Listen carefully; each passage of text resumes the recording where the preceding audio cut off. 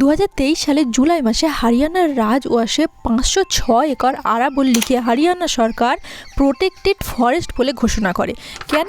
আন্দামানে 10 লাখ গাছ কাটার পরিবর্তে। প্রায় কিছু সময় পরেই হরিয়ানার মাইনিং ডিপার্টমেন্ট আর একটা নতুন ঘোষণা করে যে এই জায়গার প্রায় 120 একর জমিকে 10 বছরের জন্য লিজে দেওয়া হয়েছে মাইনিং করার জন্য।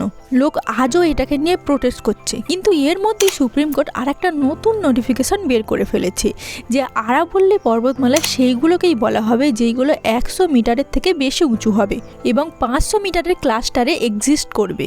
পরিবেশ বিশেষজ্ঞদের মতে আরাবল্লীর প্রায় 90%-এরও বেশি অংশই নতুন মাপকাঠির বাইরে চলে যেতে পারে, যেটা তো হয়তো মাইনিং শুরু হতে পারে।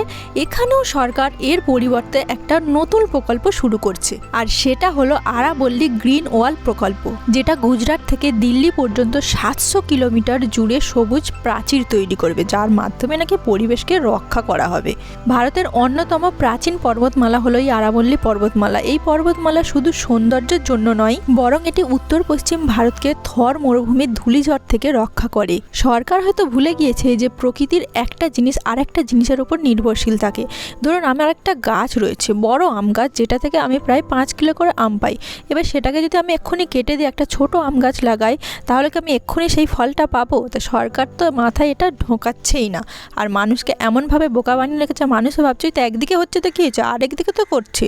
এই বিষয়ে আপনার কি মত, কমেন্টে অবশ্যই জানাবেন।